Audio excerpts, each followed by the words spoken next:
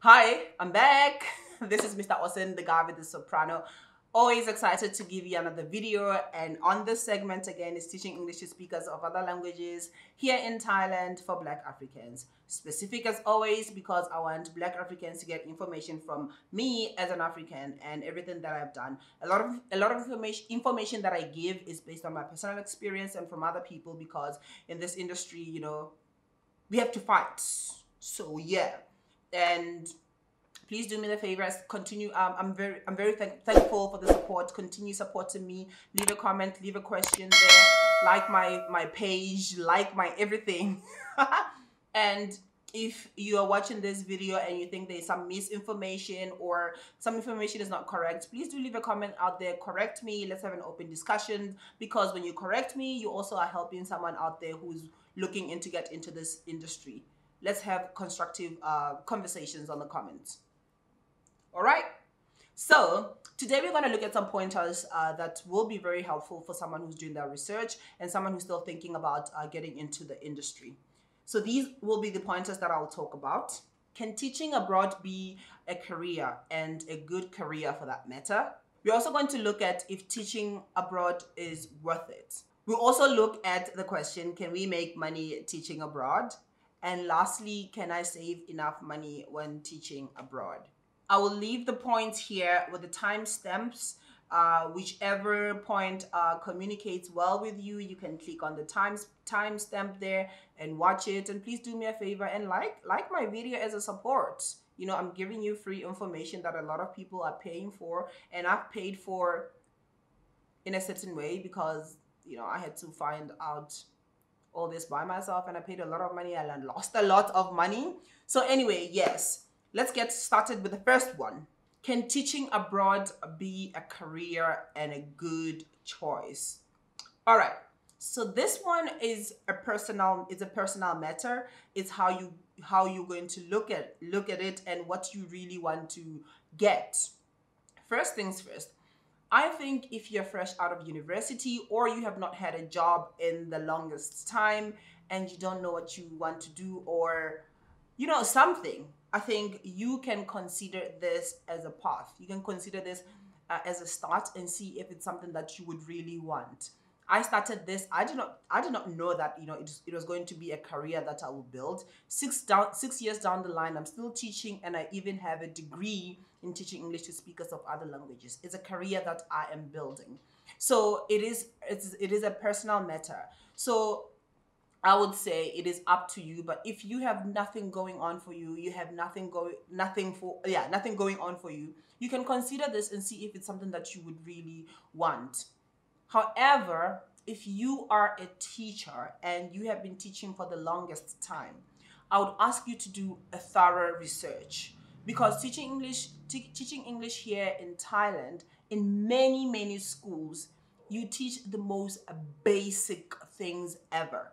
Like when you're teaching your 2-year-old, your 3-year-old, 4 or 5, 6-year-old to speak English, that is what we do here.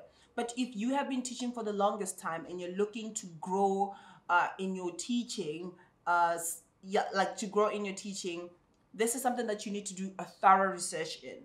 That kind of desire, or kind of what do you call it, attainments or achievements that you would want, you probably get them in international schools. And I'm not gonna lie to you, it's not that easy to get into an international school, but it is possible. Yes, I've seen a lot of Africans in international schools, but you have to do a thorough research.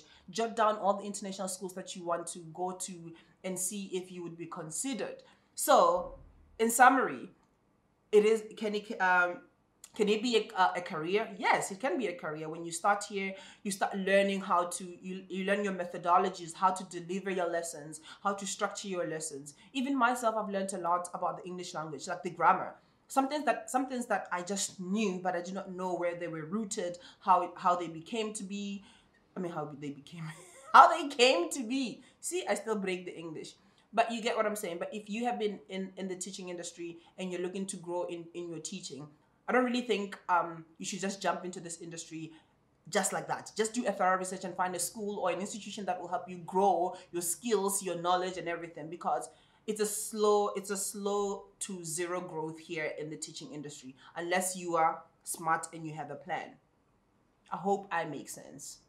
So if you have nothing going on for you, it could be a good start. And if you want to become a teacher in the future, this will be a very good start to get your international experience, get to practice here because it is much easier to teach, I believe, compared to, I think, back home in Botswana. I remember my classes, they looked very complex.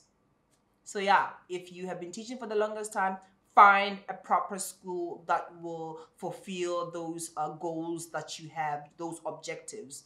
Because if you're just going to fly here into Thailand, you are probably going to be very much disappointed. And then the next point is teaching abroad worth it? To me, I believe it's worth it because first and foremost, teaching here has awarded me with a lot of opportunities. I remember when I finished my undergrad, I went on to work. I had no time for myself. I had no time for my other passions. I had no time in general. But teaching here has awarded me with a lot of time for me to pursue my other dreams. Believe it or not, there was a time where I was able to work 3 jobs and study at the same time. Yes, I was overworking myself, but you can see how I have managed to put that all together. But when I was in the finance industry, I had no time to even sometimes chill with my friends. I do not have that. But here, I had all of that, and I still also had a social life to travel with a couple of friends and do other things. So I believe it's worth it because it has given me more time to pursue my other things like being creative, create content, travel, give you the content right now. So it is worth it. And also the experience that I get here, a lot of people have left here and that experience has been recognized and they're working in other good schools. Remember, I'm talking about Thailand here. I don't know about other people in other countries. I believe it's worth it. And the money is decent. Hence, bringing me to the next topic. Can you make money teaching abroad? You can make decent money. You can make good money. You can make enough.